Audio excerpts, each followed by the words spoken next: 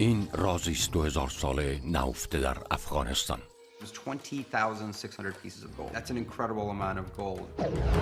گنجینه افسانه‌ای که از جنگ‌های بی پایان به دست آمده بود بدون هیچ ردی ناپدید شد.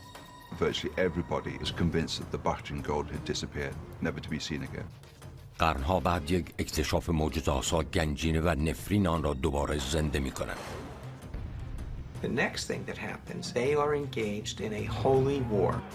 یک اتحاد سری هر خطری را به جان می‌خرد تا از افتادن طلای باختری به دست طالبان جلوگیری کند.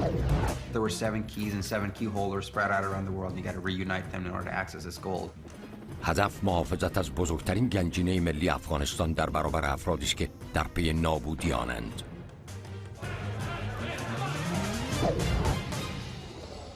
افغانستان و راز طلا. 12 نوامبر 2001 کابل، افغانستان. نیروی هوایی ایالات متحده در جنگ علیه تروریسم بر روی شهر مرگ می‌بارد و انفجارهای پی در پی بانک مرکزی را احاطه کرده است. There was fighting outside the bank and the presidential palace. The Taliban were losing control of the country. گروهی از ملاهای طالبان دست به تلاشی سرسختانه برای سرقت با ارزشترین گنجینه طلای باختری که در یک گاو صندوق غیرقابل نفوذ قرار داشت میزنند.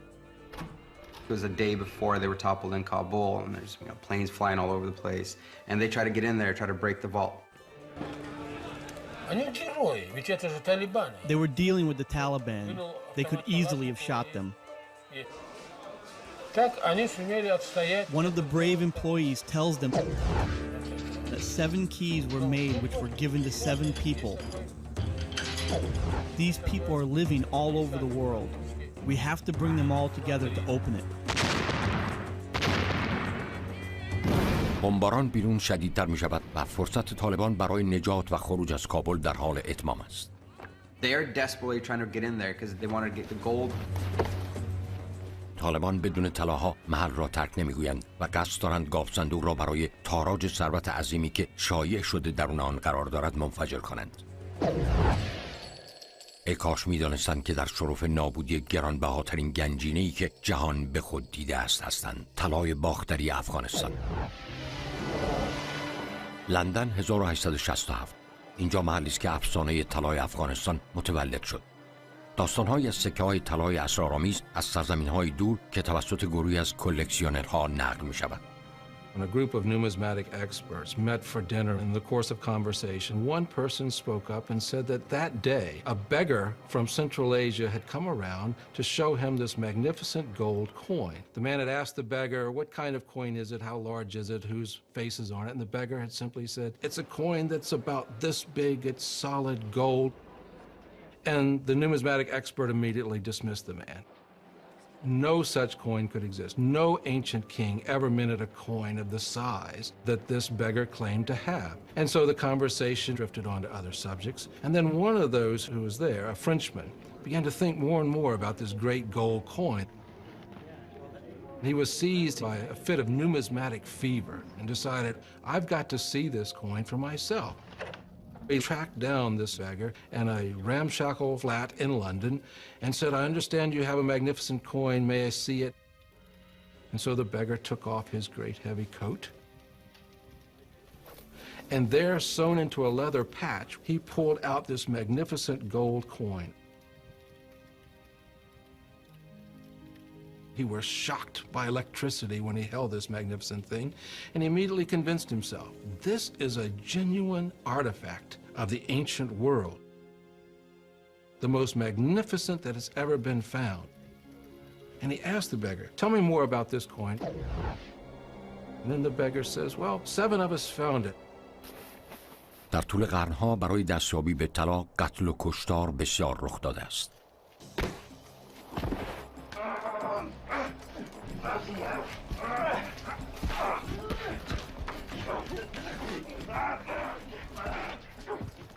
And immediately 5 of us fell dead.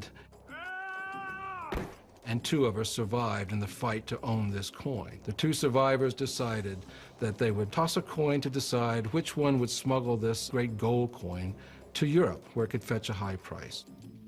Well, the French expert very calmly said, "I'll offer you 1,000 pounds for it." The offer stands for 20 minutes. And so for 19 and a half minutes, these 2 men stared at each other across this ramshackle flat in London.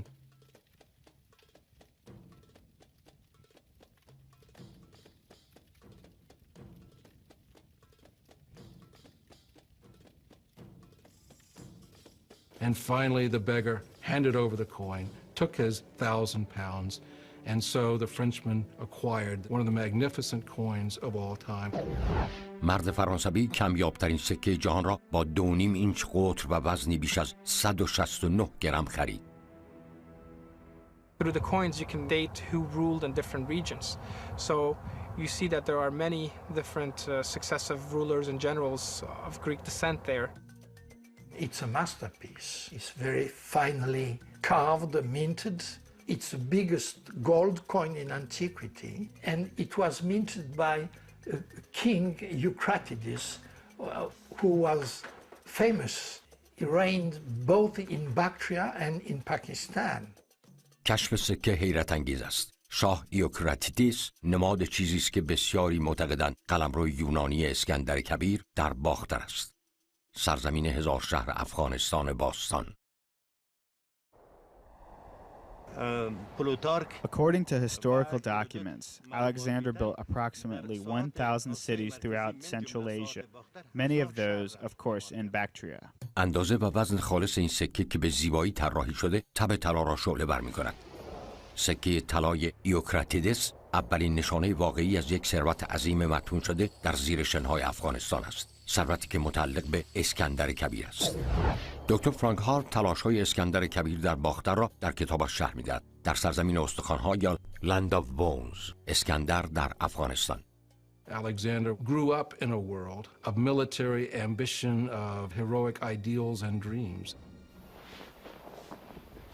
Persia was an extremely wealthy nation and was quite prized by the Greeks as a land of opportunity in terms of conquest. در 334 پیش از میلاد مسیح اسکندر مقدونیه را به قصد تصرف امپراتوری ثروتمند و اسرارآمیز ایران ترک می‌گوید.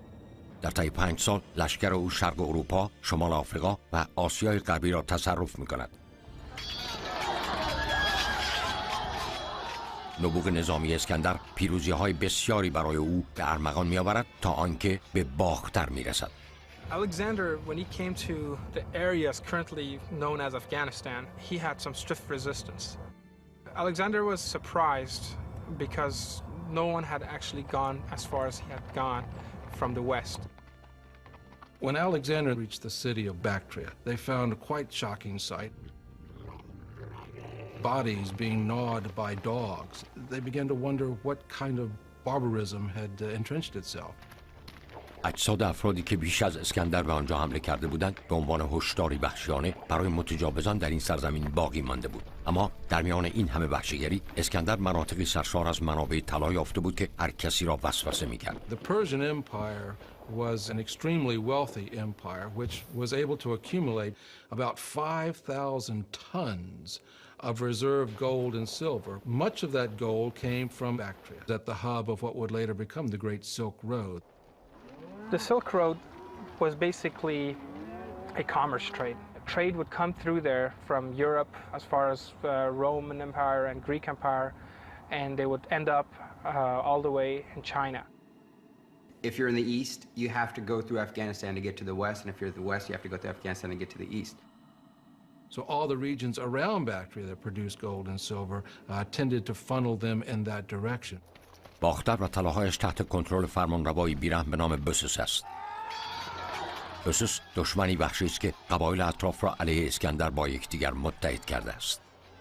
Bessus claimed the throne of Persia. Alexander claimed that throne for himself, and so there was quite a rivalry between the two. اسکندر در بیابان‌های لمیزرع ترکستان به دنبال بسوس می‌گردد و 2000 تن از افراد خود را به دلیل شرایط خطرناک جغرافیایی از دست می‌دهد. در پایان زمانی که رهبر چادرنشین شکست می‌خورد توسط افراد خودی در ازای لطف اسکندر وسوسه می‌شوند. Several of his strongest lieutenants turned against their general leader, Bessus, betrayed him, arrested him, turned him over to Alexander for punishment.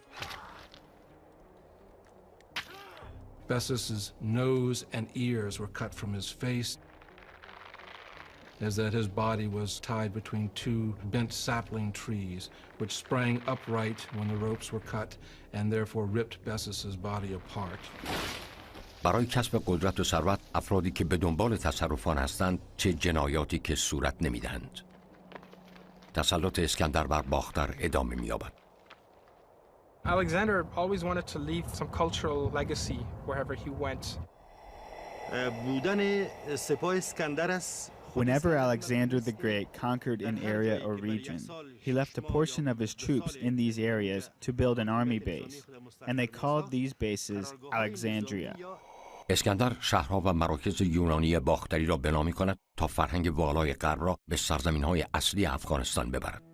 The Greeks brought in an injection of culture into the region, which really made the region more rich. The Greeks at that time, they were the most advanced civilization in the world. His culture got infused with the local culture, not in a top-down approach where it just suffocated the local culture, but it was an infusion in a sense where from the two you get this Greco-Bactrian culture. شهرهای یونانی باختری اسکندر در حال رشد است و طلا و ثروت سرزمین‌های ایران را به درون قلمرو خود می‌برد که بیشتر این طلاها به شکل سکه ضرب می‌شود یا به جواهر و کارهای هنری بدل می‌گردد. So Alexander's appeared, they made these beautiful Bactrian coins. You see the face of the generals sort of made regional commanders in the area, and they're fantastic pieces. جستجوی اسکندر برای ثروت و قدرت او را به ورای مرزهای باختر می‌کشد. سرانجام در 323 قبل از میلاد مسیح اسکندر گرفتار بیماری مرموزی می شود. به رغم پیروزی‌های بسیار جستجوی اسکندر برای قدرت نهایی و ثروت به مرگ ختم می شود. برخی این اتفاق را نخستین نمود نفرین طلای باختری افغانستان می دانند که بعدها بارها تکرار شد. After Alexander is defeated, his empire starts to crumble. سلسله یونانی باختری تا سال 145 بعد از میلاد مسیح برای بقا جنگید، یعنی تا زمانی که ایوکراتیدس دیگر نتوانست در مقابل قبایل چادرنشین مقاومت کند. The last remnants of the Greek kingdom along the Oxus River were attacked and overrun by nomadic invaders from the north. یونانی ها که شکست را نزدیک می‌دیدند شروع به دفن گنجینه هایشان کردند. Many of these Greeks hid their treasures for safekeeping, hoping that a better day would soon come and they would come back, retrieve their treasures, and continue on in their way of life. Unfortunately, many of those treasures were not recovered. The people did not return and therefore remained in the ground. با شروع زوال پادشاهی یونانی باختری، سرنوشت یکی از بزرگترین گنجینه‌های طلای جهان مورد تهدید قرار می‌گیرد. یک سری از قبایل چادرنشین برای به دست گرفتن قدرت در منطقه می‌جنگند. Bactria was transferred from empire to empire to empire, constantly being dominated and taken over. Even when the Kushans came. کوشان‌ها از اتحاد 5 قبیله وحشی از آسیای مرکزی به وجود آمدند و برای تصرف باختر با هم متحد شدند. When the Kushan people conquered the Greeks in Bactria, they looted everything that they could. They managed to obtain everything that the Greek kings collected over many decades. کوشان‌های چادرنشین با قتل عام یونانی‌هایی که مقاومت کردند و جنگیدند، برخی از بزرگترین ثروت‌های روی زمین را تاراج کردند. Those particular nomads loved gold. For them, gold and adorning yourself with these bright jewelry type of stuff was great. طی 100 سال بعد کوشان‌ها از آن نواحی کوچ کردند و عتیقه‌های پادشاهی یونانی باختری را بدون هیچ مدرکی با خود بردند. What once had been great histories and biographies perhaps of ancient Bactrians all were lost, and Bactria's history simply faded into fable and legend. Not much was being written about it where we lost the civilization, so there was no viable sources of information about them. Gradually, the history of Bactria then was largely forgotten. 241 بعد از میلاد مسیح، هنگام فروپاشی امپراتوری کوشان، گنجینه‌های باختر ناپدید می‌شوند. جستجو برای یافتن آنها پر از قرن‌ها مرگ و نابودی خواهد بود.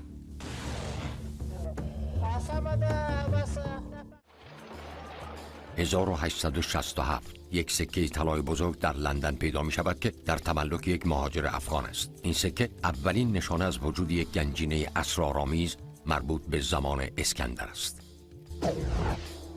باختر از سالیان متمادی. As a result, many explorers traveled to seek and to examine this historical land, which was once called Bactria, now known as Afghanistan. Afghanistan had not been very publicized as far as culture, so not too many people knew about what actually lies on the soil of Afghanistan. The greatest explorers of the time came, but were not able to find the treasure they sought due to Afghanistan's extremely difficult terrain. جستجوگران بدون هیچ اکتشاف مهمی از جستجوی باختر خسته شدند. Where are the thousand cities that these Bactrians built and ruled? Archaeology had to pick up where numismatics had left off. نمی شود چیز بیشتری از سطح زمین جمع‌آوری کرد. باستانشناسان برای یافتن شهرهای گم شده و اندوخته عظیم طلایشان باید زمین را بکنند. فرانسوی‌ها اولین گروهی بودند که در 1922 شروع به کاوش کردند. But it really wasn't until the 20th century, particularly as a result of the great French archaeologist Fouché, who in 1922 established an archaeological mission in Afghanistan, that serious excavations began to be undertaken. آلفرد فوشه سرپرست باستانشناسی در این ناحیه با بزرگترین چالش عمرش روبرو می شود. When the first archaeologists came to Afghanistan, the only idea they had was to find traces, vestiges of this Greek kingdom. Fouché began to go to the obvious sites, Balkh, for example, known since antiquity to have been the capital of ancient Bactria. Surely, if you were going to find the remains of the ancient Greeks who inhabited the area, they would be found at Balkh. He hoped very much to be the first to find the Greek monuments in Balkh, and he could not discover anything of interest because everything was deep down, covered up by more recent layers of buildings. Hey, we have a civilization. Where the heck did it go? He could not really understand why he could not uncover Greek monuments in a place where many Greek authors certified that there had been Greek kings living there. فوشه به کاوش در سایت‌های مختلف دیگر در افغانستان ادامه می‌دهد، اما گنجینه گم شده هیچ کجا یافت نمی‌شود. He concluded that if he had found nothing, it was because nothing existed, and this was the Greco-Bactrian mirage. Fouché regrettably left without any claim to fame. فوشه با تخیلی فرض کردن باختر به فرانسه باز می‌گردد، تا آنکه به سال 1946 تکه‌های بیشتری از پازل باختر پیدا می‌شود. در افغانستان شمالی در منطقه کندوز یک دفینه بزرگ از سکه‌های نقره توسط گارد مرزی پیدا می‌شود. The Kunduz hoard was discovered fortuitously. The people who discovered the hoard of coins were forced to give their find to the Museum of Kabul. سکه‌های یافت شده در کندوز به سرعت توسط متخصصین سراسر جهان مورد بررسی قرار می‌گیرد. Each one of these is an indication of two things. One, the great wealth that once existed in Bactria, and two, the great turmoil that destroyed the Greek kingdoms and made this an abandoned wealth as the Greeks fled further south. 15 سال می‌گذرد تا نشانه بعدی از پادشاهی باختر نمایان می‌شود. 1961 جستجوی بزرگ در شمال شرقی کندوز متمرکز می شود. جالب است که این بار این پادشاه افغانستان است که شخصاً به کشف راز کشورش کمک می کند. The king of Afghanistan used to go hunting in this part of the country on the Oxus, Amu Darya River. پادشاه محمود ظاهرشاه به طور اتفاقی به منظره غیر معمول نزدیک روستای ای خانم برمیخورد. مثلثی غول‌آسا در زیر خاک. While he was there, he was shown a stone capital. And there noticed some rather remarkable remains visible just inches below the soil. The outline of an entire city was staring back at the king. The king inquired in the region, was told that indeed some magnificent things had been found by local villagers at this place called Ai Khanum. سرانجام سراب باختر در حال تبدیل شدن به واقعیت است. The king, quite educated, understood the significance of this, reported his find to the French archaeological mission in Afghanistan. در 1961 هیئت اعزامی فرانسوی به سرپرستی دکتر پاول برنار به بررسی کشف پادشاه علاقمند می شود. برنار به ای خانم می رود. So we went and visited the site and we understood immediately after the first minutes that these was what we had been looking for. We were in a state of shock because it was so extraordinary for us. So this was the proof that we were on a Greek site and of course the site of a big city, a large city. برنار گروه کاوشگران خود را به منطقه میبرد تا کار بسیار سخت و حساس کاوش در میان خاک 2000 ساله را آغاز کنند. These were very rigorous, demanding excavations. The climate is not an easy one to deal with. اما کاوش در این مورد ارزشمند بود. We uncovered just in the middle of the town there was a palace, big, large palace. The proportions of this architecture was enormous. چند سال بعد که برنار و گروهش همچنان اکتشاف را ادامه میدادند، میزان پیشرفتگی آنها شگفت‌انگیز بود. Ay Khanum is a representation of very high culture. There are walls around the city, some 33 feet high, 25 feet thick. There's a monumental gateway leading into the city. As you entered that town, on the left you would have seen a magnificent Greek theater that could seat 5,000 patrons, the largest theater east of the Mediterranean world. It could have been only a very important building, and we knew by comparisons that this architecture could not have been anything else except royal architecture. There was a magnificent gymnasium, a palestra or wrestling ground, and of course the palace at Ay Khanum, one of the largest that's ever been found, with royal living quarters, audience halls, great colonnades, and attached to it, a treasury. در نهایت کاوشگران وارد گنجینه می شوند. آنها انتظار دارند گنجینه‌ای که مدت‌ها در جستجویش بودند را در اینجا بیابند. هرچند به نظر می آید که گنجینه مدت‌ها پیش تاراج شده است. تا 1978 تنها گنجینه یافت شده دفینه‌های کوچک از سکه‌ها و مصنوعات نقره بودند که در نزدیکی زمین خزانه‌داری کشف شدند. با این حال کاوش‌ها در ای خانم وجود یک قلمرو پیچیده و ثروتمند یونانی را تایید می‌کنند. Ay Khanum is one of the most significant examples of the mixture of Hellenistic and Bactrian cultures. It's an added bonus for us that it reveals what life was like on the farthest frontiers of the Greek world in an area now known as Afghanistan. تنها سوال این است که نتیجه ثروت به کجا رفته است؟ 1978 شایعه طلاهای پادشاهان یونان باستان برای بیش از یک قرن جویندگان را به افغانستان کشید. همه آنها رویای کشف راز یک ثروت گم شده را در سر داشتند. طلای باختری همچنان دور از دسترس باقی می‌ماند، اما میراث آن به شکل شعله‌های جنگ در افغانستان متجلی می‌شود. یک رژیم کمونیستی قدرت را به دست می‌گیرد و شاه که کاوشگران را به کار گرفته بود و از آنها حفاظت می‌کرد برکنار می‌شود.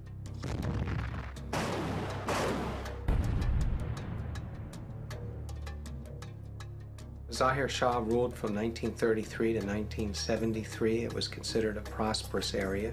His cousin, Prince Daoud, overthrew him in 1973. The communists at this time started to grow in strength.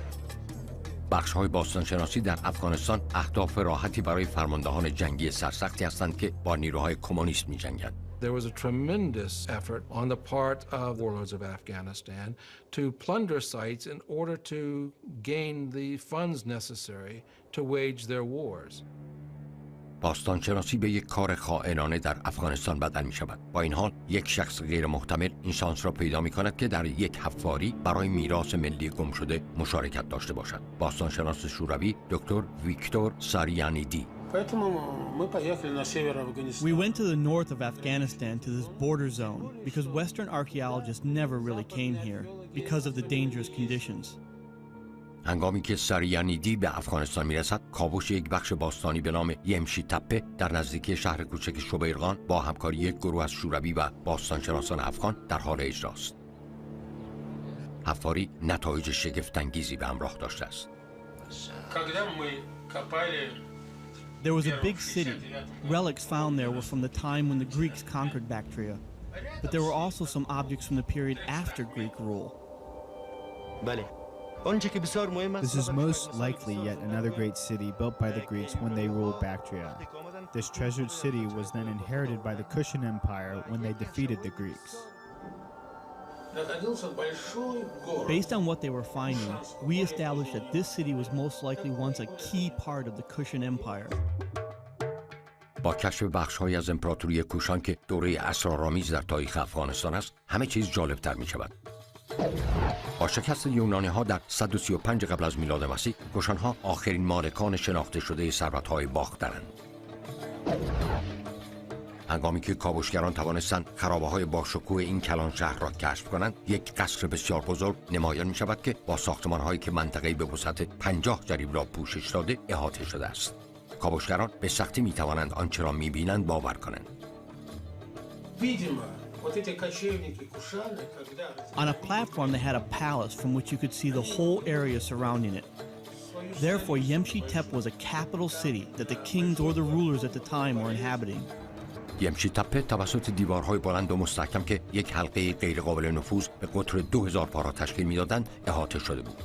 به احتمال زیاد این یک تکه دیگر از پازل باختری است. تاریخ میگوید که هر کجا قلمرویی باشد پادشاهی نیز هست. هر جا پادشاهی باشد باید در آن نزدیکی یک آرامگاه سلطنتی نیز وجود داشته باشد.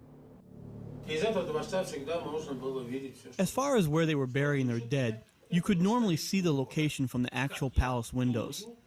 Therefore, it stands to reason that it must be close. This way, the living relatives could observe from their windows that everything was okay and that the dead were undisturbed. گروه سریانیدی به امید یافتن اعضای خانواده سلطنتی کوشان که روزی بر این قلمرو حکومت می‌کردند، جستجو در بیرون از دیوارها را آغاز می‌کنند. We started working by gradually driving in the area and locating all the ancient sites.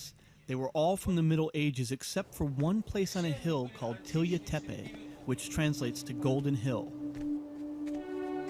زمانی که ویکتور سریانیدی بر روی تیلیا تپه ایستاده بود، نمی‌دانست یک گنجینه افسانه‌ای در زیر پاهایش آرمیده است.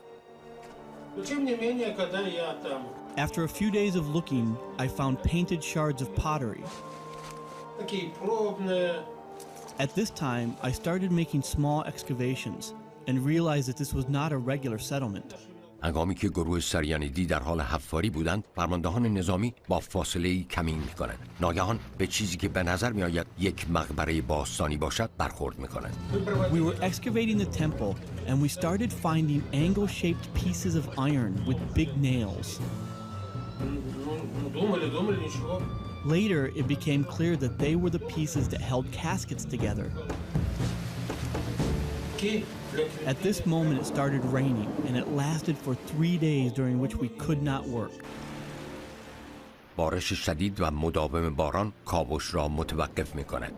سریانیدی و همقطارانش باید بیرون از باران منتظر می‌مانند تا ببینند چه چیزی در اعماق تیلیا تپه پنهان شده است. 15 نوامبر بارندگی کاهش می‌یابد و گروه به کاوش خود ادامه می‌دهد. ناگهان یکی از کارگران در سمت غربی مقبره یک شیء براق و درخشان را با بیلچه خود پیدا می‌کند. They called me. I came and saw they found a gold burial chamber. گروه سریانیدی بقایای فرسوده یک زن باستانی را می‌یابند که از سر تا پا با طلا پوشیده شده است. The remains of this woman were covered in small pieces of gold. Some pieces were larger ornamented pieces of jewelry or figurines. این کشف گور یک چادرنشین باستانی کوشان است که 2000 سال پیش دفن شده بود. They were the ruling dynasties, and when somebody died that was close to them, they would spare nothing. بین سالهای 135 قبل از میلاد و 241 بعد از میلاد کوچ‌نشینان کوشان طلاهای پادشاهان یونانی باختری را غارت کردند و غنایم جنگی را با خود به گور بردند. The Kushana rulers buried at Tilla Tepe took with them a tremendous amount of gold. Their costumes were simply spangled with gold.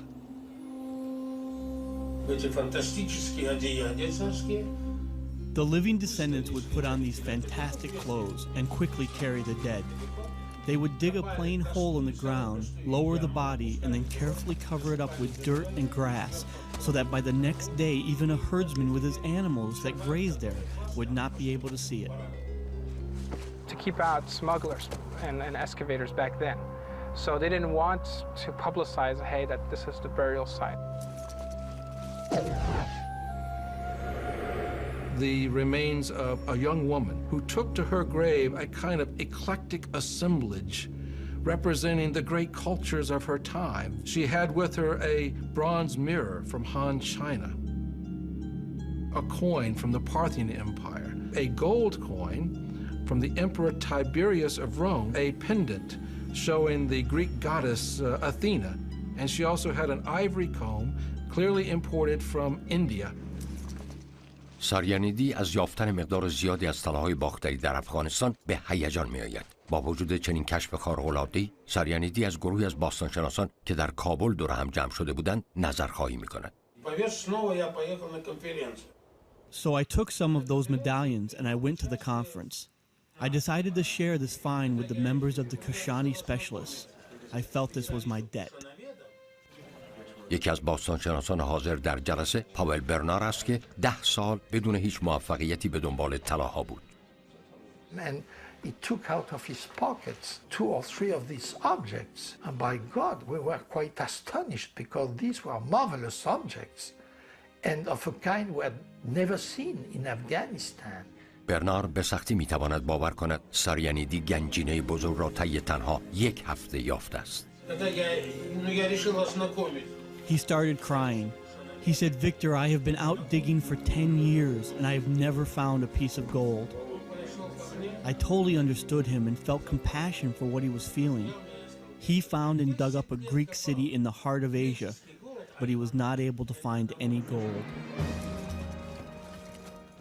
هوش‌های متوالی حتی باعث حیرت بیشتری می‌شوند. I could not believe this. At first I thought it was only one chamber. Maybe some wealthy person died and was buried and so on. But then it became clear that it was an actual multiple burial site. کاوشگران دومین و سومین محل تدفین و گورها را نیز کشف می‌کنند. They were all facing a certain direction and each of them had a tremendous amount of gold.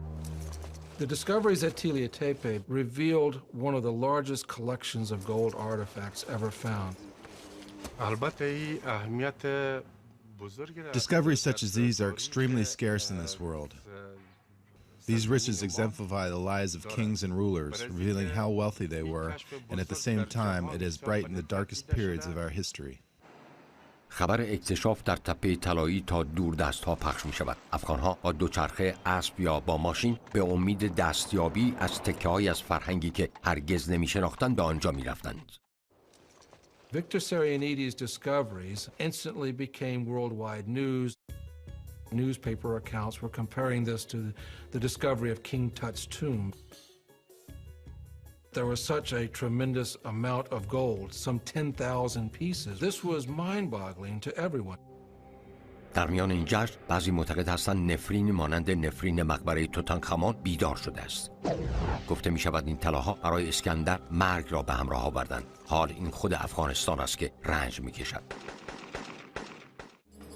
افغانستان 1978 ویکتور ساریانیدی و یک تیم از باستانشناسان افغان طلای باختری که مدت‌ها گم شده بود را از خاک بیرون می‌آورند. گنجینه‌ای مانند گنجینه افسانه‌ای توتنخامون که به زمان اسکندر باز می‌گردد. بعضی عقیده دارند که این طلاها نفرین شده‌اند. جبر سیاسی افغانستان مغشوش می‌شود و گروه را در موقعیت خطرناکی قرار می‌دهد. The Communist Party in Afghanistan was getting a lot of resistance from Islamic types within it. And that's when the Islamic resistance came up. The Islamic resistance was able to maintain the support of the people. مبارزان اسلامی که به نام مجاهدین شناخته می‌شدند، حکومت پوشالی شوروی را به عنوان یک کشور متجاوز می‌شناسند و نبرد خونینی به نام آزادسازی به راه می‌اندازند. We were excited but very worried at the same time. When the Mujahideen entered the political landscape in Afghanistan, all archaeological sites were being robbed and looted. آمریکا از مجاهدین افغان حمایت می‌کند و آنها را با اسلحه تجهیز می‌کند تا با رژیم کمونیست مبارزه کنند، اما کنترل بسیار اندکی روی آنها دارد. I looked and I saw robed armed horsemen, and their horses are destroying all our excavation walls by trampling on them. I screamed at them and saw that the workers nearly fainted from this. Those mujahideen totally ignored me. They just continued trampling our walls and then turned and left. محافظان مسلح به مکانهای حفاری فرستاده می‌شدند تا از کارگران و حجم عظیمی از طلا که می‌یافتند محافظت کنند، اما با چنین وسوسه‌ای که زیر زمین مدفون است مشکل بتوان به کسی اعتماد کرد. Every night we had to return to the burial site, but we did not have any barriers or protection of any kind. So we managed to secure it by leaving our footprints in the dirt, and in the morning would check if the guards had entered or not. کاوش به چهارمین، پنجمین و نهایتاً ششمین مقبره می‌رسد. It's estimated to be more than 20,000 pieces of gold plus different gems and stones. So it's a lot of gold.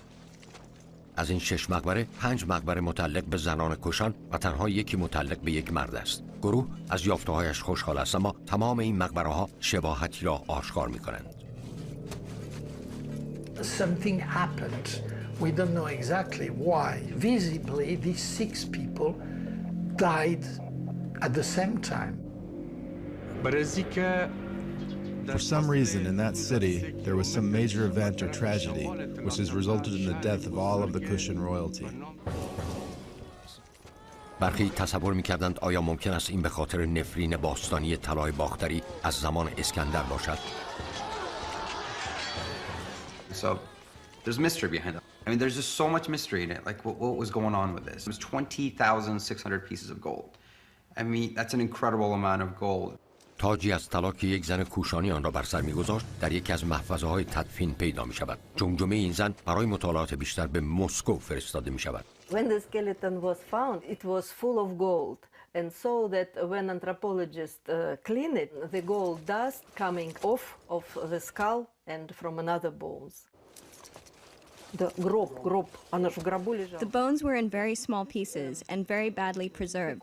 We had to piece it together bit by bit in order to form a skull. It's extremely delicate work. It's definitely a female skull.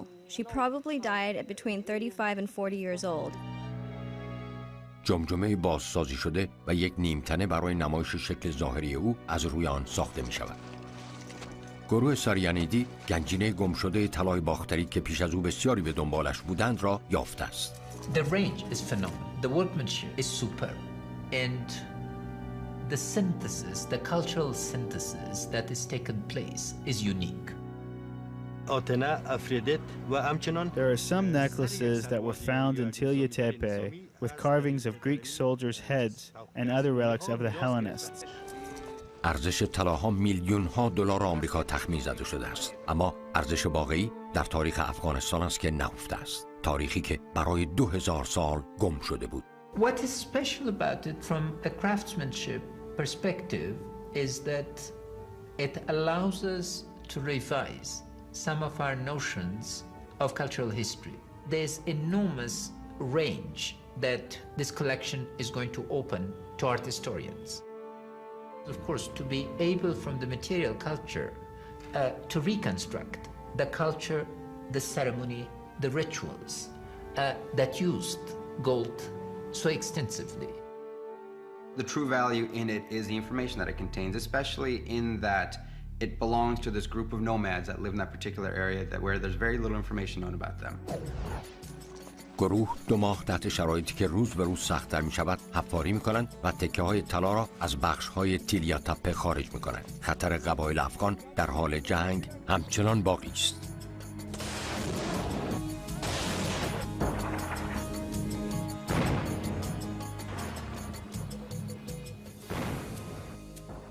The major problem for them after they started excavating was security, and people start wondering whether the site's going to come under attack. They had to work as quickly as they can because they knew war was coming. These archaeological teams out there are waiting for some sort of stability to come in so that they don't feel like they're going to get kidnapped and killed off. منابع مالی آنها مدت است که در حال اتمام و ویزاهایشان در حال انقضا است. ناگهان کشف تکان دهنده دیگری صورت می‌گیرد. مقبره 7 کشف می‌شود. He had no time to excavate it, and so he had to close his excavations as much for reasons of the weather, which was not favorable, as much as political, very insecure situation. ابرهای طوفانی آسمان تپه طلایی را پوشانده. وضعیت برای ویکتور ساریانیدی به عنوان یک روز خطرناکتر است. The Mujahideen are nearby, and from their direction there are constant clouds of smoke. Any foreigner, especially Soviet or Russian, I mean, their life would have been in danger. They all left the country pretty quickly and abandoned their projects.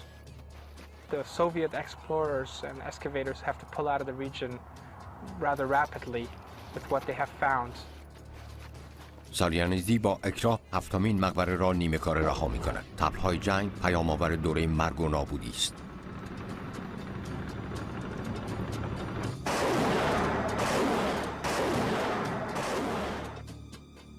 گنجینه افغانستان با بلای افسانه‌ای باختری احاطه شده است. –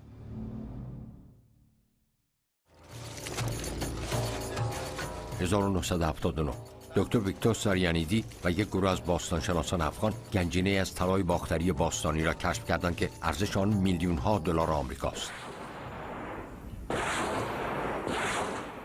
با رسیدن مرزهای مناطق جنگی به حریم تیلیا تپه و افزایش احتمال تجاوز شوروی، ساریانیدی و گروهش مجبور می‌شوند حفاری را بدون محافظت ترک گویند. I have no doubts whatsoever that there were at least 3 or 4 more burials. There were at least 10 total. We definitely left some gold in the ground. We barely scratched the 7th burial. We were out of money and time, and we ourselves were exhausted. The conditions were just too terrible, and so we left. ساریانیدی مقبره 7 را نیمه کاره رها می‌کند و به سرعت راهی کابل می‌شود تا طلاها را تحویل دهد. They had to move whatever they had, and they took it to the Kabul Museum. اگر به طعنه به آنچه در پیش روس بنگریم، این روس‌ها هستند که گنجینه افغانستان را برای امروز حفظ کردند. We spent 2 weeks handing over this gold to the Afghan officials in the Kabul Museum. Everything had to be counted, which included over 20,000 pieces, tiny pieces. We counted and counted so much that I could no longer look at this gold. One inspector told me that one little bag of gold was missing. I nearly had a heart attack. What do you mean missing? We brought everything. Eventually everything was found, and the mistake was due to the fact that it was such a large quantity of gold. گروه تصمیم می‌گیرد تا بهار آینده صبر کنند تا حفاری را در تیلیا تپه از سر بگیرند. They had been able to only work in detailed excavation of a number of the tombs. So there was a lot remaining. هرچند هنگامی که طلای باختری کشف شد، احتمالاً نفرین مشهور است که مانع از بازگشت ساریانیدی به تپه طلایی می شود. 1979 سالی که طلای باختری کشف شد، ابتدای 23 سال جنگ. In the last week of December, the Soviet Union invades Afghanistan. And the Soviet Union claimed the right to be able to intervene in any communist country in the world if requested to in order to save them from counter-revolutionary forces. موضع اتحاد جماهیر شوروی دفاع از رژیم کمونیست افغانستان است.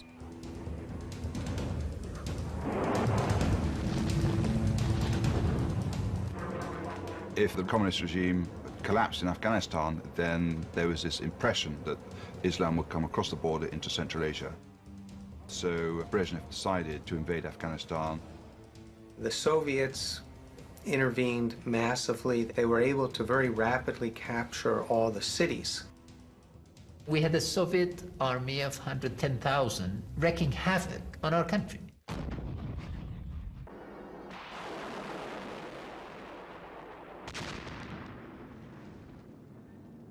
From 1979 to 1989, they killed over 2 million people in this country. And in the process, all that was taking place in the way of appreciation and understanding of our cultural heritage went all by the side. 2000 سال قبل اسکندر کبیر طلای باختری را غارت کرد و شدیداً مورد هجوم افغانها قرار گرفت. حال با کشف طلاها این مهاجمان روس هستند که در خطرند. When we look, especially in this period of our modern history, at the wars waged in Afghanistan by Alexander, there are some startling and stunning similarities that we ought to be paying close attention to. In both cases, fairly modern, sophisticated armies, which had been designed to conduct large-scale battles, were suddenly faced with insurgent operations, guerrilla warfare. The warlords of the past are very much like the warlords of the present. We're talking about fighting under the same circumstances in terms of climate and terrain. We're talking about dealing with the same kinds of insurgent movements that are hard to pin down. We're talking about the fact that you need to bring warlords into your camp, but at the same time you have to be careful which warlords you can trust and which warlords you can't. Alexander faced the same kinds of problems. یک بار دیگر فرماندهان جنگی منطقه با یکدیگر متحد می‌شوند تا دلاورانه در برابر تحمیل یک ابرقدرت بجنگند. The Soviets controlled the major cities. They had no control over the countryside. The Russians would decide to invade the Panjshir Valley, the home of Shah Massoud, one of the great guerrilla leaders of all time. The Russians knew that this was a stronghold of the resistance. They would go in and invade with their conventional forces up the valley, and lo and behold, they would not find a single Afghan fighter. Once they had secured the area, they would turn around and withdraw. And as they withdrew, Afghans would appear from behind every rock.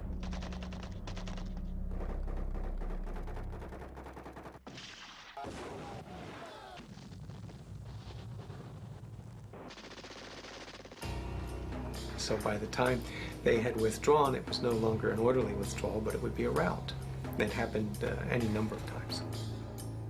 با شدت گرفتن جنگ، ویکتور ساریانیدی و تاریخدانان به دقت اخبار را دنبال می‌کردند به این امید که قسمت کشف نشده طلای باختری در تپه طلایی غارت نشده باشد. Because of the situation, the Afghan soldiers jumped at the opportunity to dig up the 3 remaining sites at Tilya Tepe. There are photographs from Sotheby's and Christie's. They both had pieces on sale that are identical to ours that could only have been found at our site. مجاهدین شکست خورده از هر وسیله‌ای برای تأمین منابع مالی لازم برای ادامه نبردشان علیه شوروی استفاده می‌کنند. Different countries decided that this was a place to give the Soviet Union a bloody nose. They began to provide aid to the Mujahideen, the United States, Saudi Arabia, Pakistan, China. They began funneling aid through Pakistan, and with this aid, the Mujahideen eventually was able to stabilize the situation. Then finally in 1986, the Mujahideen started to get Stinger missiles. That changed everything. Once they had Stinger missiles, they were able to knock out Soviet helicopters. Without Soviet helicopters, the Russians did not have control over the skies of Afghanistan, and with such a huge country and few roads, they were unable to transport troops or supplies. Once that occurred, the Mujahideen started to win the war. مجاهدین که به وسیله آمریکا تجهیز شده بودند، توانستند در افغانستان صدمات فراوانی به شوروی وارد کنند. در 1986 میخائیل گورباچوف چاره‌ای جز عقب نشینی ندارد. And by 1987, the Soviets made the decision to cut and run, and they withdrew from Afghanistan. Then started the withdrawal of the Soviet regime, followed by the collapse of the Soviet-backed government. 1988 با خروج نیروهای شوروی از افغانستان بسیاری فکر می‌کردند که آنها طلای باختری را با خود قاچاق کردند. The Soviets pulled out, and then the question is, where did the gold go? People in Afghanistan were convinced that the Bakhtian gold had been stolen during the time of the communists in Afghanistan. The Russian army is probably taken off and left with whatever gold that was there. اما به طور حیرت انگیزی گنجینه‌ای که ساریانیدی در موزه ملی به امانت گذاشته بود هنوز آنجاست. طلاها از هجوم روسیه در امان ماندند، اما باید دید آیا در دوره بعدی تاریخ افغانستان نیز سالم میمانند یا نه. The Islamic resistance being a coalition of different groups, they tried to all come together in order to rule the country. But these coalitions were both based on ethnic backgrounds, ethnic differences, and religious differences, Sunni versus Shia. So as a result, they never were able to gel. People had high hopes that the leaders of resistance would come and be able to bring stability. Instead, it brought civil war. در 1992 گروه‌هایی که روزی با شوروی جنگیده بودند درگیر جنگی خونین با یکدیگر می‌شوند. سرنوشت طلای باختری با تصمیم گروه‌های درگیر جنگ برای حمله و غارت پایتخت به خطر می‌افتد. Would all these magnificent things that had been excavated by Paul Bernard and Victor Sarianidi remain safe? Would they be somehow exported or spirited away to other countries? Would there ever be further archaeological excavations at impressive sites in Afghanistan?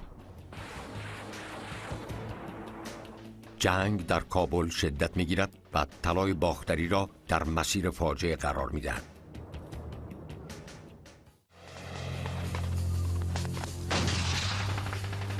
« 1992 با یورش جنگ داخلی افغانستان سرنوشت یکی از با ارزش‌ترین گنجینه‌های دنیا هنوز نامعلوم است.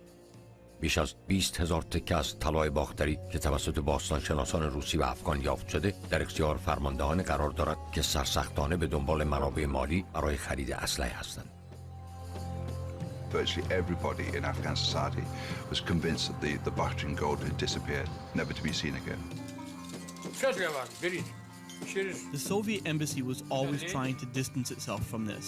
They said, "You found this? Great. Now return it and let's be finished.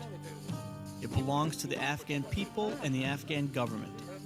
So let them do with it as they wish."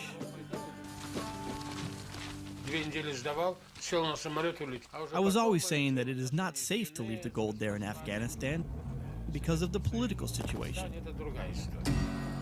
در حال حاضر هنوز طلای باختری در جایی که ویکتور ساریانیدی آن را در 1978 قرار داد، یعنی موزه ملی ایمن است.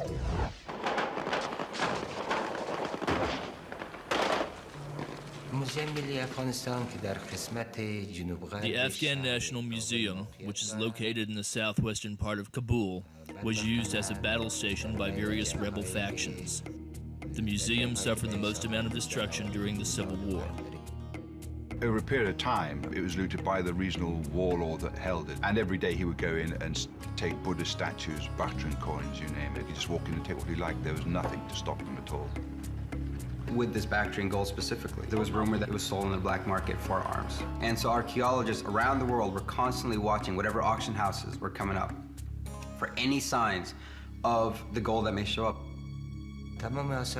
This news was shocking and lamenting in that it relayed that up to this point, Afghans were burying their sons and daughters, but today they have buried their culture and history.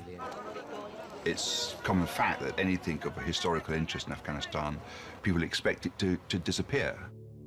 با وجود هرج و مرج یک مرد این دوراندیشی را داشت که طلای باختری را به مکان امنی منتقل کند. رئیس جمهور پیشین افغانستان نجیب الله. Najibullah, while respecting religion, was also very much secular. And as part of that secular attribute, he respected cultural relics. And he knew the character of his enemy, the guerrillas, the religious extremists. The ones that were still fighting were doing so because of monetary reasons. And then he started taking certain precautions.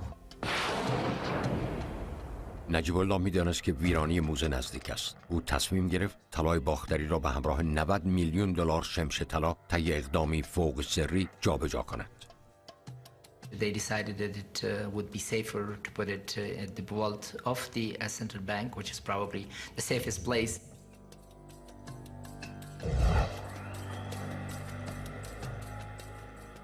گاف صندوق یک شاهکار مهندسی است که توسط یک شرکت آلمانی در دوره نادرشاه در دهه 1930 نصب شده است.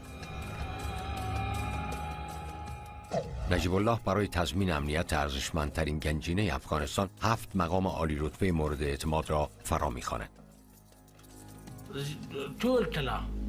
We had a lot of things from the excavation site at Telia Tepe, like the gold cloth worn by a princess, which was from top to bottom ornamented with treasures. طلاها در 6 جعبه قرار داده می‌شوند و در محفظه داخلی سری یک گاف صندوق رسوب‌ناپذیر پنهان می‌شوند. گاف صندوق با یک در فولادی بسیار بزرگ که با 7 قفل بسته می‌شود محافظت می‌گردد. کلیدهای این 7 قفل به 7 مقام عالی رتبه خارجی که با جانشان از طلای باختری محافظت می‌کنند تحویل داده می‌شود. حتی در این محیط متشنج جای طلاها امن است و در دژی درون دژ دیگر قفل شده است. No one would know who these particular key holders are. It's an incredible treasure, and if you can gain access to who these people are and find who their family is, it's just gold versus, their mother or their daughter or their son. بدون داشتن هر 7 کلید نمیتوان گاف صندوق را باز کرد. مقامات عالی رتبه به محل خدمت خود باز می‌گردند در حالی که هویتشان سری باقی می‌ماند. در اختیار داشتن کلید هم مایه افتخار است، هم مسئولیتی است که جانشان را تهدید می‌کند. They were spread out to different parts of the world intentionally to keep these things safe. 1994 طلای باختری ایمن است، اما یک گروه متعصب و تندرو در حال ورود به جنگند.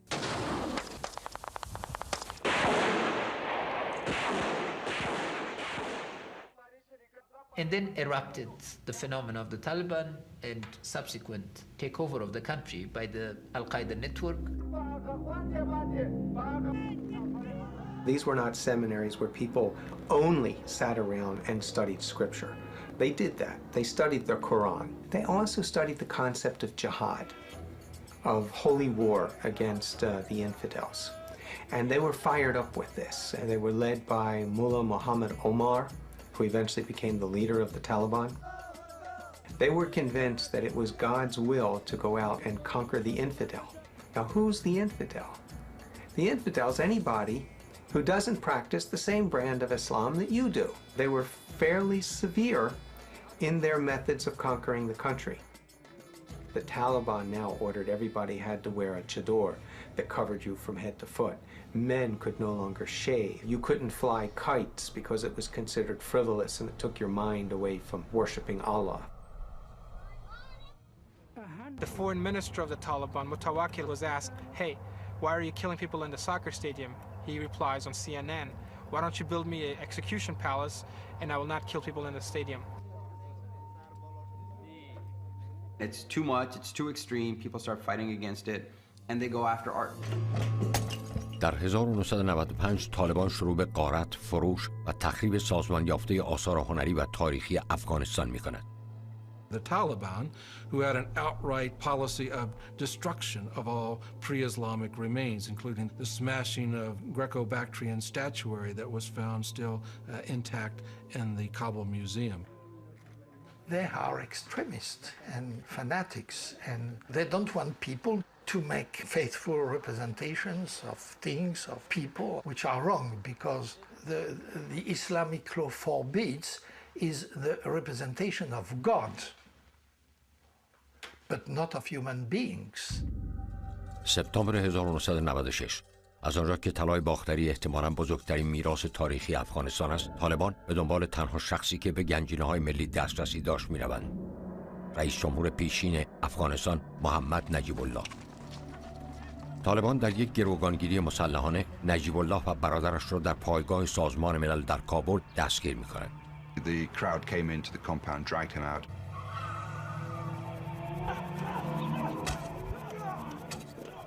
They really wanted him to divulge information about the Tala Tepe. نجیب الله اسرار محل طلاها و هویت دارندگان کلیدها را همچنان مخفی نگاه می‌دارد. با تمام خشونتی که از سوی طالبان اعمال می‌شود، او سخنی بر زبان نمی‌آورد. They beat him and dragged him around, and they eventually they castrated him. And then they hung him from sort of a traffic control tower in the middle of Kabul, and his brother as well. نجیب الله کسی که خطر طالبان را پیش بینی کرده بود و در پی حفظ ارزشمندترین گنجینه‌های کشور بود، سرانجام رازهای طلای افغان را با خود به گور می‌برد. روزها پس از اعدام نجیب الله، شایعه قدیمی گاف صندوق حاوی گنجینه و شمش‌های طلا طالبان را به بانک مرکزی کابل می‌رساند. مصطفی مدیر خزانه‌داری بانک مرکزی افغانستان است. 35 سال است که امنیت گاف صندوق بانک و محتویات آن بر عهده اوست. So the Taliban came to the bank one day and started pushing people around, asking about our vault and where the gold reserves and treasures are kept. We told them we did not know. Of course, I did. طالبان تمامی موجودی نقد دلارها و خزانه بانک را به سرقت میبرند. یک کلاشینکوف بر روی سر آقای مصطفی قرار میدهند و یک کارمند دیگر نیز مورد اصابت تپانچه قرار میگیرد.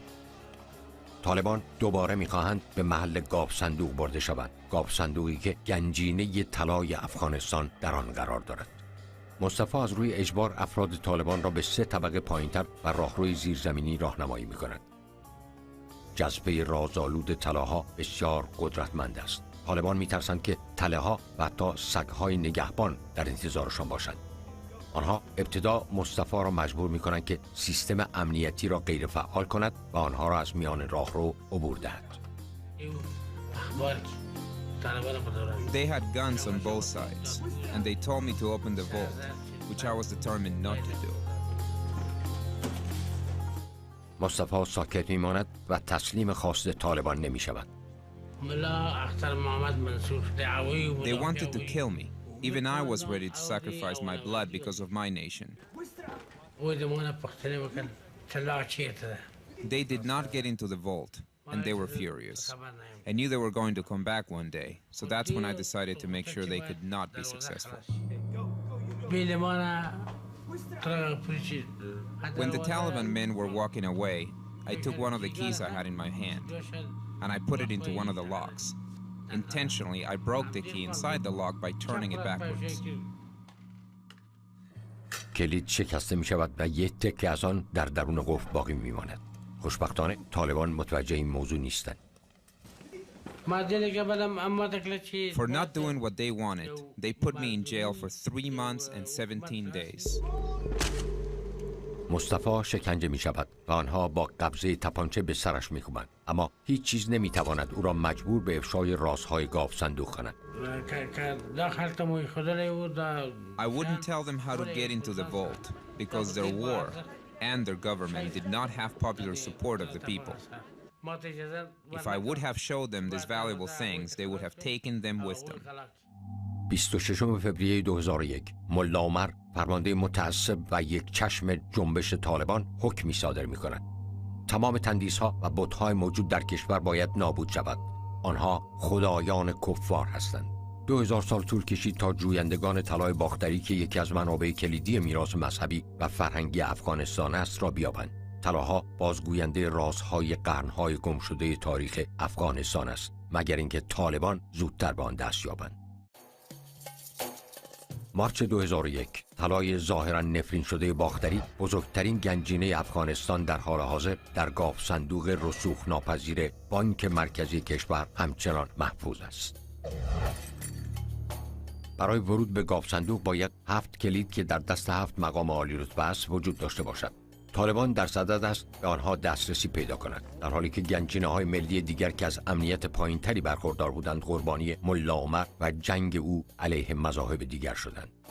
که در سال 1995 The Taliban regime decided that statues and other artifacts should be destroyed, and they begun this movement from the museum. Approximately 3,000 statues were smashed into piles of dust. اشیاء به سرقت رفته از موزه‌های ملی کابل وارد بازارهای غیرقانونی می‌شوند. این شیوه جنون‌آمیز گروه‌های متعصب است. They were given instructions on which item to take And so they would take that item and similar items they would destroy, so the price of that one item that they've taken is driven up in the black market.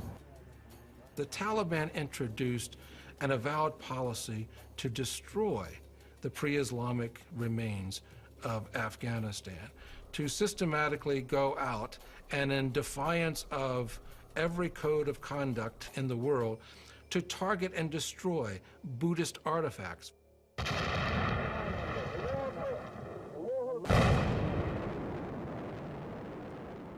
طالبان در یک حرکت وحشیانه و بی‌سابقه هزاران دینامیت را در اطراف دو اثر باستانی مذهبی 1500 ساله، یعنی مجسمه‌های عظیم بودا را که در جهان منحصر به فرد بود، در بامیان کار گذاشتند و سپس آنها را به طور کامل منفجر کردند.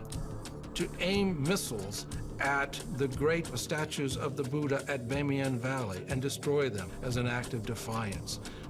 All of this created a tremendous outrage. How is it possible that in the 21st century, in front of the whole world, they blew up the only Buddha of its kind? Well, the Buddha were very spectacular. They not only blowed up the Buddhas, but they also destroyed all the paintings which were all around the Buddhas. They were the wonders of the world, and in front of the whole civilized world this happened, and everyone was silent. We are one of the original centers of civilization in terms of the state. The Al-Qaeda network targeted our identity for elimination. The destruction of the Buddha was one example of that, but they really wanted to efface completely all notion that this was a country with a long history of civilization in a culture. در این زمان بیشتر گروه‌های باستانشناسی جهان از اینکه طلاها در محلی محفوظ هستند بیخبرند. آنها بیش از دیگران نگرانند. We received reports from time to time about movements of certain artifacts, mostly from the Golden Horde from Tila Tepe. The reports that the Tila Tepe gold had been boxed up and moved from one site to another. I was sent photographs by one expert from Switzerland, which showed the Tila Tepe gold being boxed up in canisters for safekeeping. I wasn't told where this was being taken or how long it might remain there. So the whole movement of this treasure has always been fraught with concern, with controversy, with rumor. The annihilation of one piece of artifact is the loss of culture. The destruction of so many artifacts was so sad that it destroyed my hope, as well as the hope of all the other academics who wanted to know about Afghan history. Afghans have taken pride in their art. They always have. They've taken pride in their culture, their songs. You sit around with Afghans, some classical song plays, and like the old men, these rough, gruff old men, start crying. They're shaking their heads because they're completely moved by the art and the music. And so it was a heinous crime to destroy what, in essence, is truly the soul of Afghans. There was nothing that we could imagine might not be done to the great remains of ancient Bactria. Nothing was beyond, it seemed to us, that particular regime. با این گونه حملات وحشیانه به تاریخ به نظر نمی آید که طلاها مدت چندانی در بانک مرکزی باقی بمانند. طالبان در راستای سیاست تخریب خود تصمیم می‌گیرند که شکافی دیگر در گاف صندوق زیرزمینی حاوی طلای باختری ایجاد کنند. فرمانده عملیات وزیر نیروی هوانوردی طالبان است. Mullah Akhtar ordered a helicopter armed with rockets to fly over the location of the underground vault. با در دست داشتن نقشه‌ها خلبان هلیکوپتر را مستقیما به بالای محل گاف صندوق بانک هدایت می‌کنند. From the air, they fire several rockets into the ground, trying to break through the roof of the vault. This had almost no effect on the vault itself. After 3 rockets, they gave up, realizing they could not succeed. Several people were killed in the blasts from the explosions. اگرچه این تلاش ناموفق بود، اما طالبان قطعاً دوباره باز خواهند گشت. فرماندهان طالبان در تمام کشور به غارت سایت‌ها و بخش‌های حفاری ادامه می‌دهند. ابزاری که سالها پیش توسط جامعه جهانی برای پیدا کردن 5 میلیون مین زمینی فرستاده شده بود را مصادره می‌کنند. After the withdrawal of the Soviet troops in 1989, that Efforts were made to ship to Afghanistan sophisticated metal detecting equipment to try to find and remove all those horrible mines that had been sown into the soil of Central Asia. As a result of that, however, some unscrupulous warlords in Afghanistan took the metal detecting equipment to known sites like Balkh and used them to literally destroy these areas, digging as pot hunters would do to find any remaining coins, gold, silver, artifacts, whatever could be sold. سایت حفاری بخش ای خانم بیشتر شبیه سطح ماه است. حفاری‌های غیرقانونی در تمام شهر دیده می‌شوند. بیشتر بناها توسط آتش توپخانه در جریان جنگ‌های مختلف تخریب شدند. ستون‌های بزرگ دزدیده شدند. بعضی‌ها حتی در قهوه‌خانه‌ها و کافی شاپ‌ها به عنوان دکور مورد استفاده قرار می‌گیرند. Their unorthodox means of digging destroys all of the past history that we could learn about if the excavations were properly conducted by experts. What smugglers are doing is depriving the world of understanding the context. We were worried, concerned, and anxious about losing the Bactrian gold because it became possible that these precious relics could easily be stolen. با امواج متوالی تخریب فرهنگی، باستانشناسان جهان تنها می‌توانند فرض کنند که طالبان سرانجام راهی به درون گاو صندوق باز کردند. سوال این است که آنها با طلاها چه کردند؟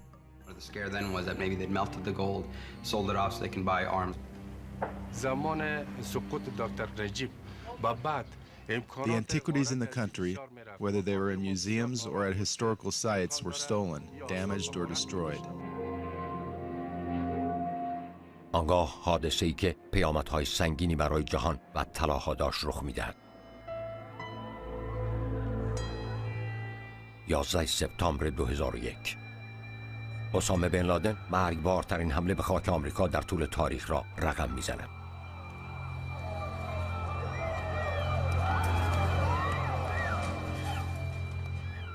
طالبان و شبکه القاعده در افغانستان خود را در مرکز خطر می‌یابند.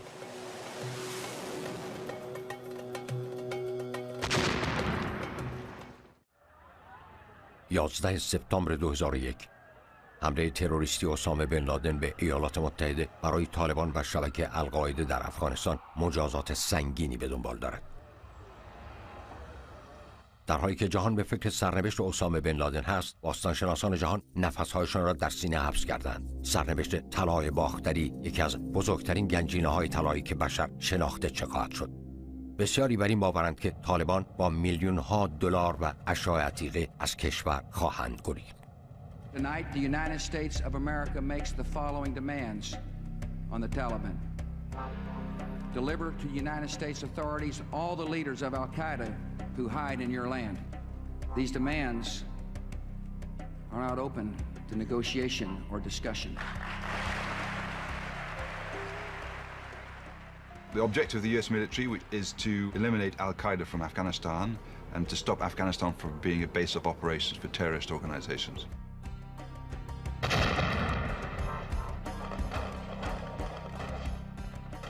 The Taliban had to be taken out, eliminated from Afghanistan because Al-Qaeda was given protection by the Taliban. If you want to get rid of Al-Qaeda, you have to get rid of the Taliban. 7 اکتبر 2001 آمریکا حمله هوایی به تأسیسات نظامی و پایگاه‌های آموزشی القاعده را آغاز می‌کند.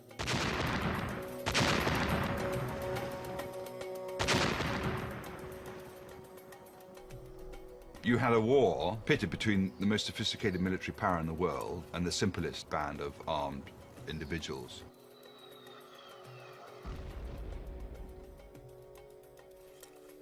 So the Americans inserted these small A-teams into Afghanistan with their laser-guided munitions and without too much trouble managed to rout the Taliban and Al-Qaeda.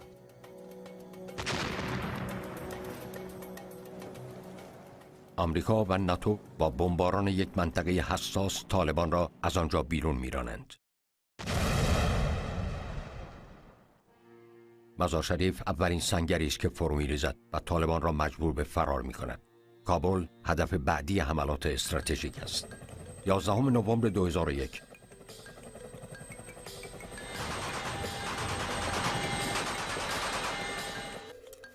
با نزدیک شدن نیروهای متحد، طالبان آماده فرار از پایتخت هستند.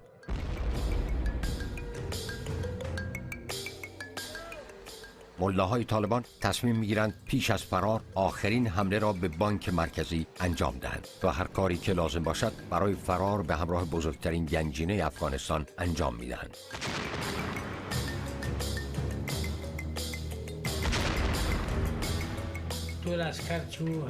There was fighting outside the bank and the presidential palace. The Taliban were losing control of our country. It was the day before they were toppled in Kabul, and there's planes flying all over the place, and they try to get in there, try to break the vault. When the coalition forces were attacking, the Taliban came to my home looking for me, but I was able to elude them. They had some sort of plan to get into the vault. گروهی از ملاهای طالبان به بانک مرکزی افغانستان باز می‌گردند تا بانک را از پول، ذخیره طلا و از همه مهمتر گنجینه افسانه‌ای که نزد مورخان به طلای باختری مشهور بود خالی کنند. The armed men barged into the bank, demanding the bank officials give them the keys to the vault. They were dealing with the Taliban. They could easily have shot them. One of the brave employees tells them that 7 keys were made which were given to 7 people. These people are living all over the world. We have to bring them all together to open it. The armed men made the bank employees open the drawers and safes, stealing 13 million American dollars and another 18 billion Afghanis. طالبان احساس خطر می‌کردند زیرا کنترل شهر را به کلی از دست داده بودند. ملاها به سمت گاو صندوق ریاست جمهوری می‌روند و 2 کارمند بانک را نیز با خود به گروگان می‌برند. They grabbed an employee and told him to open the vault or else. He couldn't help them, so they beat him until he almost died. دومین کارمند التماس می‌کند تا او را نکشند و می‌گوید که نمی‌داند چگونه گاو صندوق را باز کند. با تشدید بمباران در بیرون از بانک، طالبان فرصت زیادی برای خروج از کابل ندارند. آنها تمام کلیدها را برای گشودن گاو صندوق امتحان می‌کنند، اما به نتیجه‌ای نمی‌رسند. They are desperately trying to get in there because they want to get the gold. ابزار و آلات مختلف نمی‌توانست گشاینده باشد. طالبان سعی می‌کنند از جوشکاری برای نرم کردن قفل‌ها استفاده کنند. They had spent 6 hours down in the vault trying to open the door. They inflicted heavy blows and damages to the vault, but it withstood their efforts. طالبان به سراغ آخرین شانسشان می‌روند. در نهایت آنها در جلوی در گاو صندوق دینامیت کار می‌گذارند به این امید که آن را با انفجار باز کنند. به نظر می‌آید فراموش کردند دقیقاً کجا هستند و چند متر زیر زمین قرار دارند. علامت انفجار داده می‌شود. در همین لحظه یکی از کارمندان بانک فریاد می‌زند این کار بسیار خطرناک است. To blow it up, it had been designed so the whole building will fall in, so the Taliban couldn't blow it up. انفجار تنها آنها را نمی‌کشد، بلکه احتمالاً طلای باختری را نیز نابود خواهد کرد. هیچ شانسی وجود ندارد. سرانجام طالبان با 18 میلیون دلار پول نقد از آنجا می‌گریزند. آیا می‌دانستند چقدر به گنج عظیم طلای باختری که مربوط به زمان اسکندر است نزدیکند؟ گنجی که آنقدر ارزشمند است که همتای گنجی است که در مقبره توتنخامون است.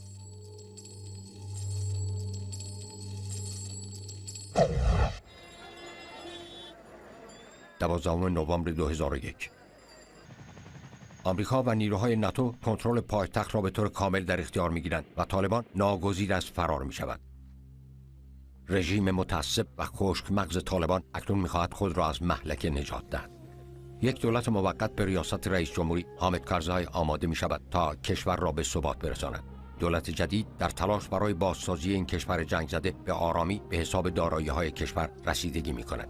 در 28 آگوست 2002 حامد کرزی به همراه 7 مقام عالی رتبه قصد بازدید از امن‌ترین گاو صندوق کشور را دارند.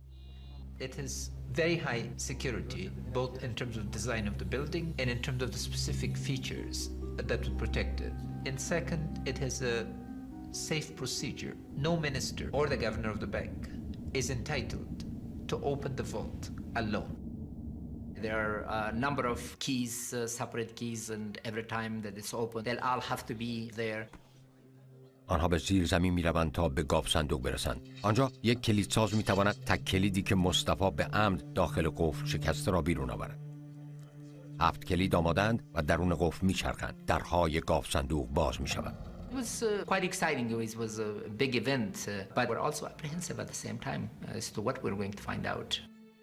مردها پس از دهه‌ها جنگ و غارت انتظار یافتن چیز اندکی را دارند. اما آنها غرق در انبوه طلای میشوند که اکنون در مقابلشان قرار دارد. منظره 90 میلیون دلار شمش طلا آنها را به زانو در میآورد. مقام‌های بلندپایه از یافتن ذخیره طلای افغانستان بسیار خرسند هستند. هرچند طلای باختری همچنان دور از دسترس است. The new government didn't know where it was. Oh, well, obviously it must be missing because we've been in power for 2 years and there's no sign of the gold. Where's the gold? No one knew where the gold was. What was the fate of the Bactrian gold excavated by Victor Sarianidi from Tila Tepe?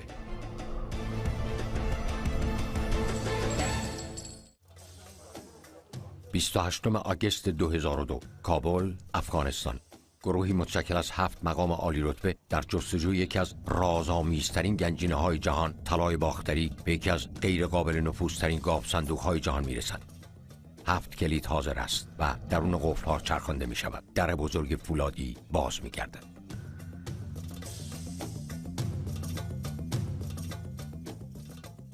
انبوهی از شمش‌های طلا پیدا می‌شود، اما گنجینه باختری هیچ کجا دیده نمی‌شود.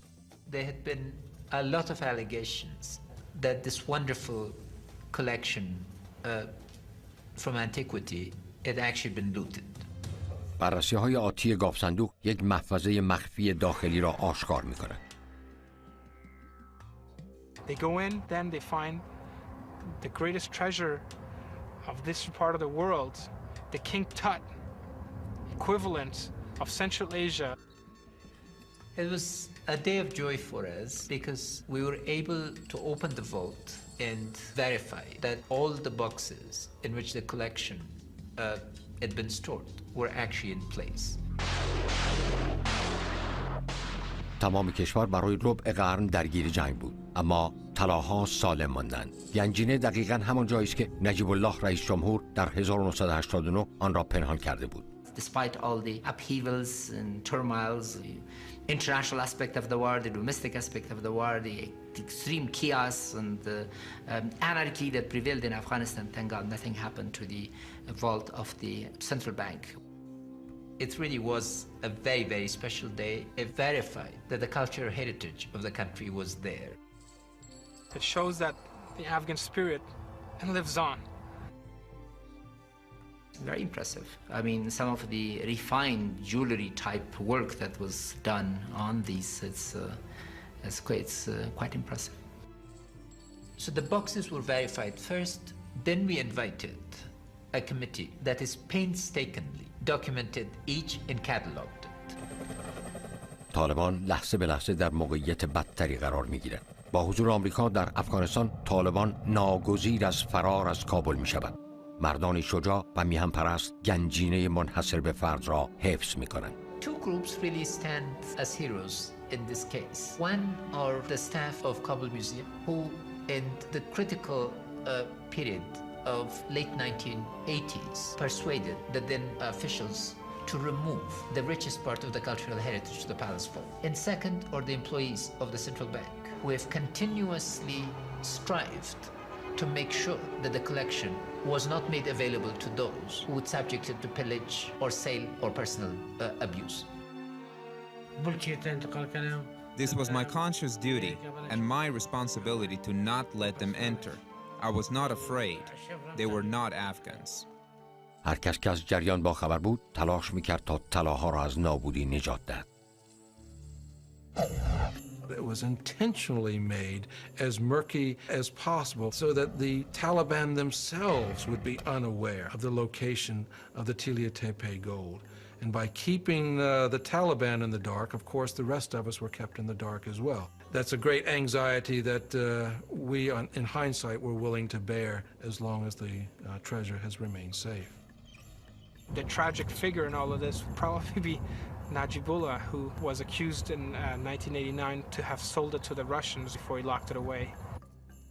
I think the fact that nothing has happened to any of the items that we have at the vault during all the upheavals, when lots of things were stolen from the country, that I think testifies to the fact that this is a very well protected and very secure place.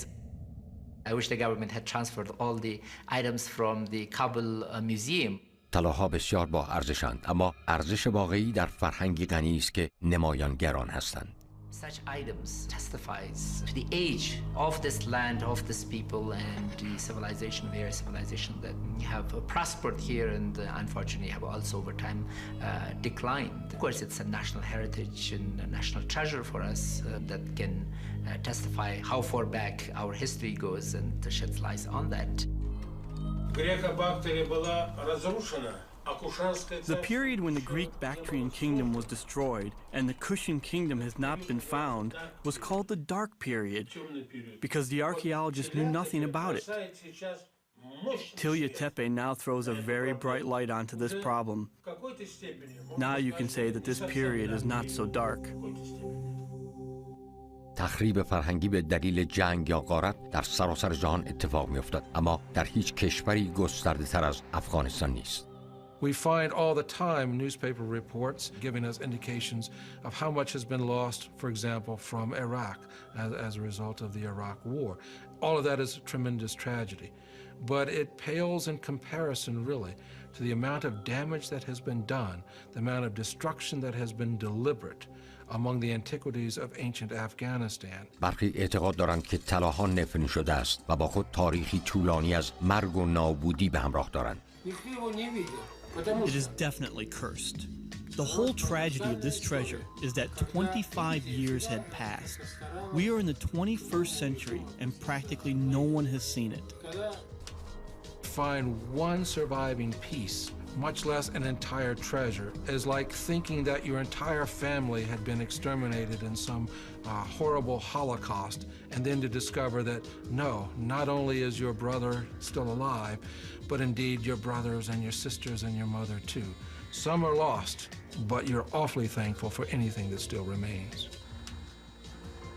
تا زمانی که فرماندهان و شورشیان هنوز در سایه ها کمین کردند، ثبات در افغانستان همچنان شکننده است.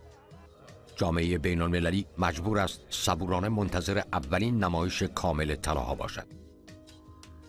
وزیر فرهنگ کشور برای نمایش تاریخ غنی افغانستان مشتاق است، اما از دزدیده شدن آن می‌ترسد. We have a lot of problems. Terrorism is still around. The government is not still strong enough. We don't have strong institutions yet. We need to have an army, a police, and a judiciary. So we'll keep working till we have all that. So overall, this presents both a bridge in terms of a connection to enable citizens all over the world to benefit from this unique act of creativity, because it stands out. You know, it's not ours alone. It really belongs to the world. In that sense, it's part of our common heritage.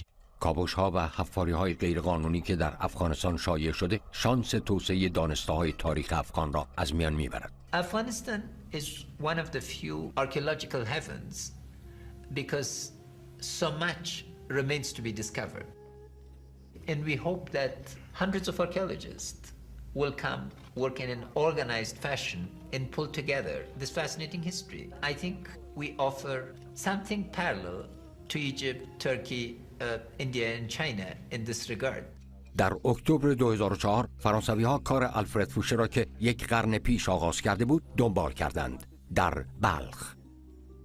We are in much better condition to find what Fouché did not find. We're not only rebuilding the state in a democratic manner, but are also rebuilding our culture, rediscovering history. And archaeology is going to be a very important part of this. And this collection is a very important asset in multiple ways. The future of Afghan archaeology, I hope, will be a bright one. there might be other icon that we can excavate in peaceful circumstances and systematic and scientific circumstances that will fill out the great blanks that still remain in our knowledge of the ancient Bactrian kingdom.